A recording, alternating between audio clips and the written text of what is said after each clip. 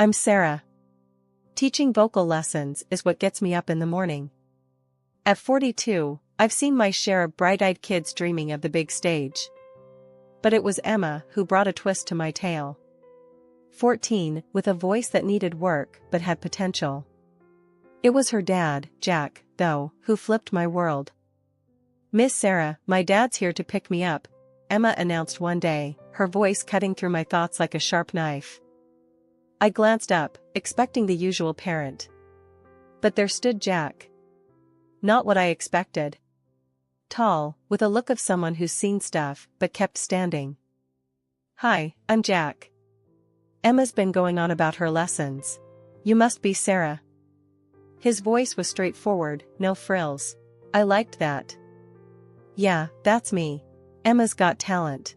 Just needs a bit more push," I said, offering my hand. His handshake was firm, honest. "Appreciate you helping her out. I'm clueless about this stuff. Her mom was the singer." I caught the past tense. "I'm sorry," I said, the standard response, but his nod told me he'd heard it a million times. "No worries. We're managing. Aren't we, Em?" His look towards Emma was full of that silent communication only parents and kids have. Emma rolled her eyes, the universal kid signal for parents, right, but smiled. "Yeah, we're good." The conversation should have ended there, but Jack lingered. "You know, I'm trying to get her more into music. Keep her busy. Her brother too, Alex. Kid's a ball of energy." I laughed. Music's a great outlet. Keeps them focused on something positive. "Exactly," Jack agreed. "Hey, you ever do group lessons? Or something for a hyper 13-year-old who thinks he's the next big thing?" I shrugged. "I can handle 13-year-olds. Bring him by. We'll see if music or noise is his thing." Jack chuckled, and that sound did funny things to my stomach. "Deal. I'll bring him next time." "Thanks, Sarah."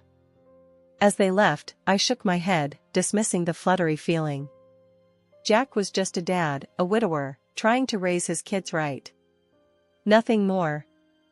But life, as I found out, loves throwing curveballs. Jack started showing up more, sometimes with Alex, sometimes alone under the pretext of discussing Emma's progress. We'd chat, and those chats started veering off music more often than not. One day, as autumn painted the world in hues of gold and crimson, Jack turned to me, a half smile on his face. "Sarah, would you consider going out with me?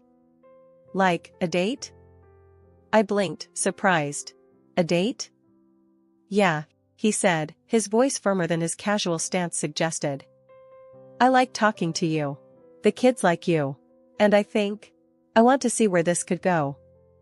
It was unexpected, this shift from casual chats to the possibility of something more. But looking into Jack's earnest eyes, I felt a pull, an interest I hadn't felt in a long time. "Okay, Jack. Let's see where this goes," I found myself saying, a smile breaking through my usual reserve. Merging into Jack's world was like stepping onto a stage without a rehearsal. Emma was easy, music was our language. Alex, though, was a different beat, skeptical of the new woman in his dad's life, protective of his sister and the memory of his mom. And then there was Mary, Jack's mom, a matriarch with warmth and sharpness all rolled into one. The day Jack introduced me to Alex, the kid sized me up like I was a new recruit. "So, you're the music teacher," Alex said, crossing his arms, his eyes narrowed. It wasn't unfriendly, but it wasn't open arms either. "That's me. And you must be the next big thing in music, from what I've heard," I shot back, trying to break the ice with a smile. He cracked a grin, the skepticism in his eyes softening a bit. "Maybe. Guess we'll see if you're any good." "Challenge accepted," I said, and from there, things started to ease into a rhythm. Alex had energy for days and a curious mind. He didn't take to music like Emma, but he respected the passion behind it. Meeting Mary was another story. She had a reputation for being tough as nails, with a heart of gold hidden somewhere beneath. Walking into her house for the first time, I was greeted with a scrutinizing gaze that could make a seasoned performer sweat. "You're Sarah. Heard a lot about you," she started, her voice firm but not unkind. "Good things, I hope," I replied, trying to keep my voice steady. She chuckled, a sound that carried both warmth and a hint of challenge. "Depends on who you ask. Sit down. Let's see if you pass the test." The afternoon unfolded with conversations that swung from blunt to deeply personal. Mary didn't hold back, asking about my intentions with her son, my thoughts on family, and my ambitions. It was like a verbal sparring match, but beneath her tough exterior, I saw glimpses of the love she had for her family. "Jack's been through a lot. The kids, too. They need stability, not just another person passing through," Mary said, locking eyes with me. "I'm not here for a temporary gig, Mary. I care about them. About Jack. I'm in this," I responded, my voice carrying a conviction I felt deep in my bones. She studied me for a moment longer, then nodded, as if I'd passed some unspoken test. "Good. They could use someone like you. Just remember, kids and Jack come first. Always." "Always," I echoed, understanding the weight of her words. As months turned into a year, my bond with Jack's family deepened. Emma and Alex, each in their own way, started to let me in.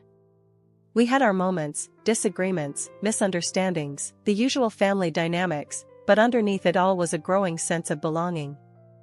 Jack's proposal came on a quiet evening, after a day filled with laughter and music. It was simple, no grand gestures, just him and me, and a question that promised a new chapter. "Sarah, I've seen you with the kids, with my mom, with me. You've become a part of us, a part we didn't even know was missing. Marry me? Let's make this official." I looked at him, at the man who had become my unexpected harmony, and without a moment's hesitation, I said, "Yes." The wedding was small, an intimate affair with those who mattered most. Mary, despite her tough exterior, shed a few tears, whispering, "Take care of them, Sarah. Your family now." And as I looked around at my new family, Jack, Emma, Alex, and Mary, I realized I wasn't just stepping into their lives, we were creating a new melody together. One that had its dissonances, but was ours, uniquely beautiful in its complexity. Life with Jack and the kids had settled into a sort of comfortable routine, filled with school runs, music lessons, and family dinners. But as life tends to do, it threw us a curveball that changed everything. Mary's health took a nosedive, leaving her paralyzed and in need of constant care. Jack decided the best thing was to move her into our home. It made sense, but I don't think any of us were truly prepared for the impact it would have. From the get-go, the weight of caring for Mary fell heavily on my shoulders. Jack was caught up with work, and the kids, well, they were still kids. I didn't mind at first, Mary was family, after all. But as time went on, the strain began to show.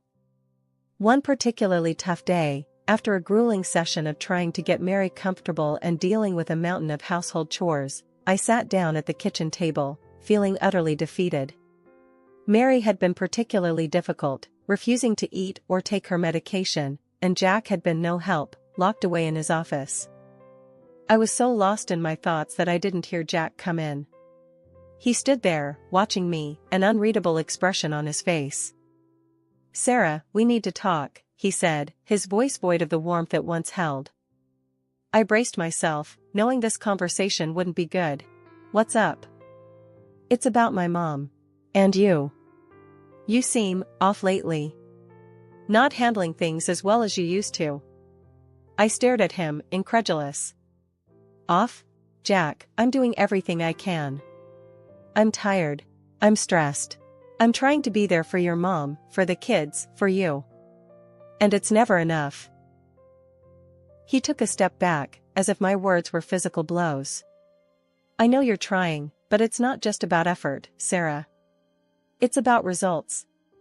And right now, we're not seeing them." His words were like a slap in the face. Results.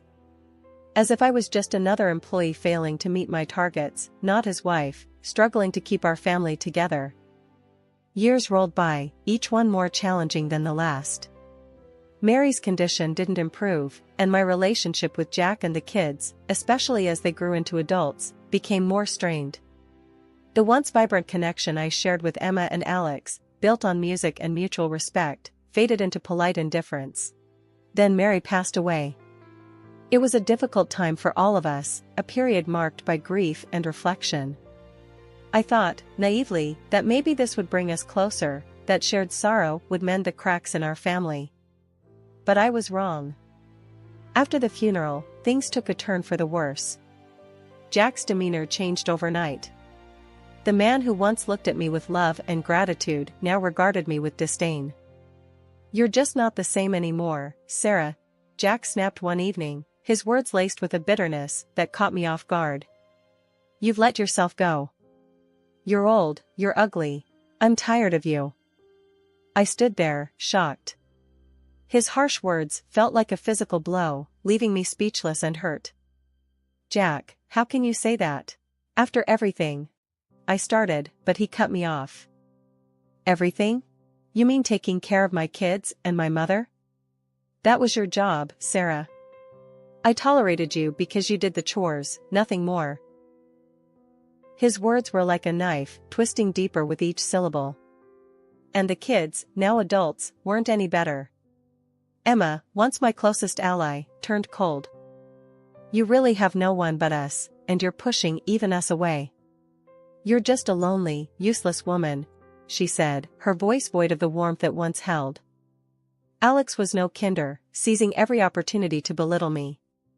"You should be grateful we even let you stay here," he sneered whenever he passed me in the hall. I couldn't believe these were the same people I had loved and cared for, had considered my family. The transformation was stark, their contempt for me a constant reminder of how much had changed. It wasn't just the emotional toll, my body began to betray me too.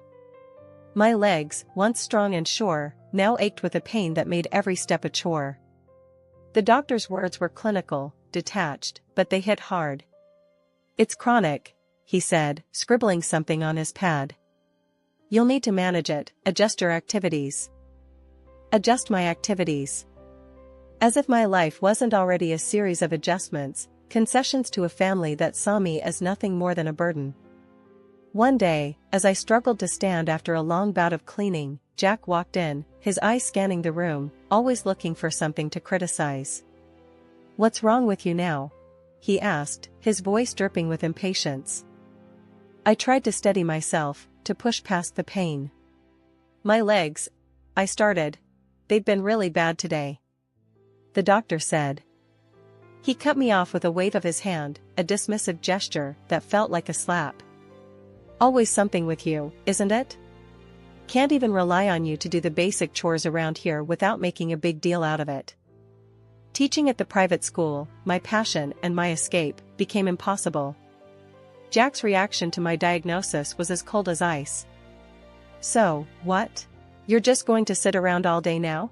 Great, another mouth to feed without any use," he sneered the day I told him about my condition, his words cutting deeper than the sharp pain in my legs. I wanted to scream, to tell him how much he was hurting me, but I knew it would only make things worse. So, I bit back the pain and the tears, trying to find some way to navigate this new reality. Living in Jack's house became a daily reminder of my dependence. I was reduced to limping around, trying to keep the house in order, cooking meals that were often met with criticism or indifference. The pain was constant, a sharp reminder of my predicament, but I pushed through, terrified of what would happen if I stopped. Jack and the kids lived as if nothing had changed, as if my struggles were just a minor inconvenience to their lives. The inheritance from Mary's passing seemed to ignite a spending spree, new gadgets, clothes, jewelry, all flaunted in front of me as if to underscore my exclusion from their lives. "You should be grateful we're keeping you around," Jack would say, a cruel smile playing on his lips. "Without us, you'd be on the street. Remember that." Emma and Alex took their cues from their father, treating me more like an unwanted servant than a stepmother. "Don't forget to wash my new jeans, Sarah. Wouldn't want them ruined like you ruin everything else," Emma would toss over her shoulder, her words sharp as knives. Alex was no better. "Make sure dinner's on time tonight. We've got places to be, and we can't wait around for you to limp around the kitchen," he'd say, his disdain barely veiled. I harbored fantasies of leaving, of finding some way to reclaim my independence and dignity. But the reality was harsh. With no income, no savings, and a body that betrayed me at every turn, I was stuck. My dreams of escape seemed just that, dreams, distant and unattainable. In the midst of my lowest point, feeling trapped and useless, I stumbled upon something that sparked a flicker of hope in me.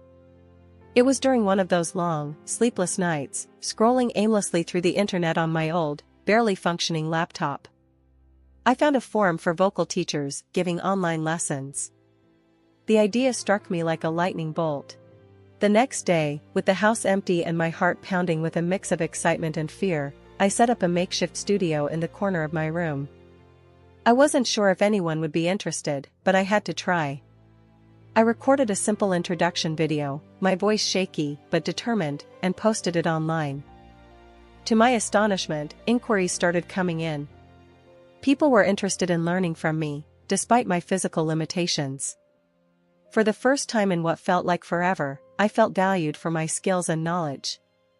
Jack and the kids noticed the change in me, but didn't know the cause. "What's got into you?" Jack asked one evening, his tone suspicious as he caught me humming while preparing dinner. "Just feeling a bit better today," I replied, keeping my eyes on the task at hand, hiding the fear that he would disapprove or, worse, try to stop me. He snorted, dismissing my response. "Well, don't get too happy. You've still got your duties around here." I nodded, my heart sinking, but I didn't let his words deter me. The hours I spent teaching online became my sanctuary, a place where I could be myself, share my love for music, and forget, even if just for a little while, the pain and humiliation I endured daily. I invested the little money I made from teaching into better equipment, slowly but surely building my online presence. The physical pain was still there, a constant reminder of my limitations, but when I was teaching, it receded into the background, overshadowed by the joy of connecting with my students. As the months went by, I took a moment to look at the numbers, something I had been avoiding, afraid to jinx it. But there it was, clear as day on my screen. I was making money. Real money. More than I ever made teaching at the private school. More than I ever thought possible from the confines of this oppressive house. And shockingly, more than Jack made with his so-called prestigious job. I remember sitting there, staring at the figures, a mix of disbelief and triumph washing over me. For so long, I had felt like a burden, a financial leech in Jack's eyes, but here I was, earning my own way, and not just scraping by but actually doing better than him. For a moment, I let myself bask in the success, allowing the numbers to speak for themselves. I was doing this. I was making it happen, despite everything that had been thrown my way. It was a silent victory, one I couldn't share with anyone in the house, but it was mine all the same. The betrayal that came was not just a single moment of cruelty, but a culmination of years of disregard and contempt, crystallized into one devastating dinner conversation. There we were, sitting around the table, me serving them as I always did, when Jack decided to drop his bombshell with a smirk that I had come to loathe. "I got promoted at work," he started, and for a brief, foolish moment, I thought maybe this was good news, something positive for once. But then he continued. "So, I bought a new house. A better one, fitting for my status." That's when the air around me grew cold, my hand stilled, the plate I was holding nearly slipping from my grasp. Before I could even muster a congratulations, he landed his cruel blow. "And I'll be moving there with the kids." "Not you. You're not coming." His words were like a slap, but the mocking laugh that followed was a knife to the heart. "I mean, come on, Sarah. Did you really think you'd fit in? An old limp like you? No, it's time I found someone younger, more suitable." The laughter that erupted from Emma cut even deeper. "Yeah, and guess what? This old house? Sold. Enjoy the streets, Sarah." I stood there, frozen, as he slid the divorce papers across the table. The audacity, the sheer coldness of it all, was staggering. Yet, as I looked at those papers, something within me refused to break. I didn't cry, didn't plead. I simply signed them, each stroke of my name a silent vow to myself. When morning came, I was ready. Jack and the kids watched with a mix of surprise and that familiar contempt as I hauled my bags to the door. Their parting words were meant to wound, to kick me when I was down. "Hope you like the Flophouses, Sarah," Jack sneered, a cruel smile playing on his lips. But I walked out of that house with my head held high, the weight of their insults falling away with each step I took. For the first time in years, I felt a sense of freedom, a clarity that had been missing from my life. Settling into my new rented apartment was like breathing fresh air for the first time in years. It was my space, my sanctuary, where I could dive into my online vocal teaching without looking over my shoulder. Hearing from friends, I found out Jack had moved into that fancy new house with the kids. True to form, instead of being smart with the money from the old house, they blew it on all sorts of nonsense. Typical. That's when I decided to play my hand. Over the years, I'd saved voicemails and recorded moments of their verbal lashings, a dark library of the abuse I suffered. Without a second thought, I sent them off to Jack's boss. It felt like releasing doves into a storm, but these birds carried grenades. The call I got from Jack after was music to my ears, but not the kind I usually taught. "Sarah, what have you done?" he screamed into the phone, his voice a mix of rage and panic. "They're demoting me, cutting my salary. How could you?" In the background, I could hear Emma and Alex, their voices shrill, hurling insults my way. But their words felt distant, inconsequential. "Oh, Jack," I said, a laugh bubbling up. "Looks like you're the one who might end up without a roof over your head.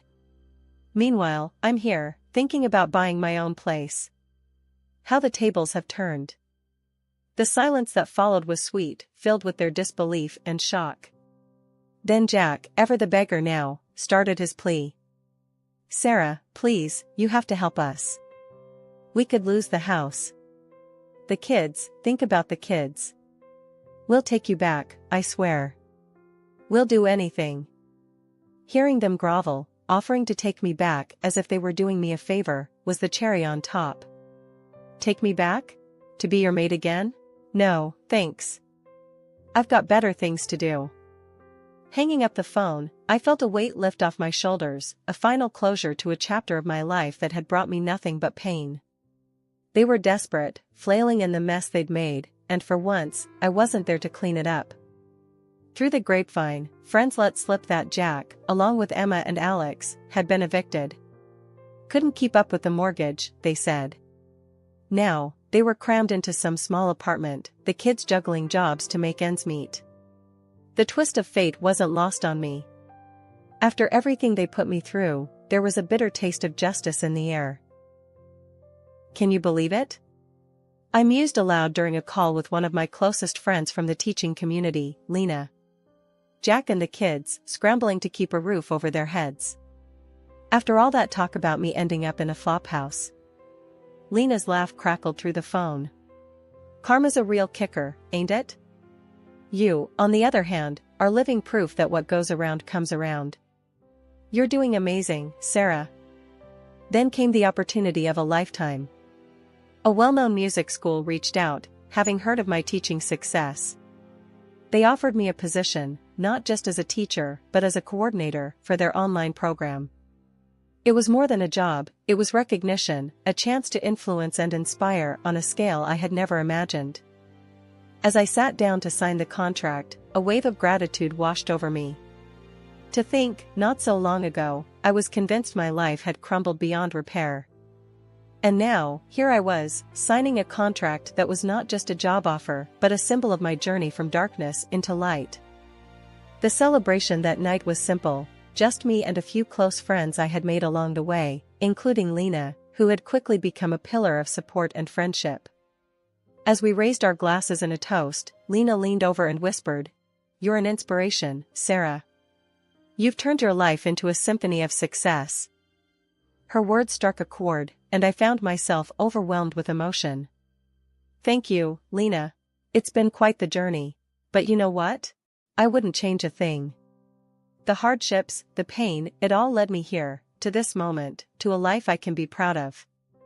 As the night wore on, filled with music and laughter, I realized that this was more than just a new chapter, it was a whole new book, a story of triumph over adversity, of finding harmony in the chaos.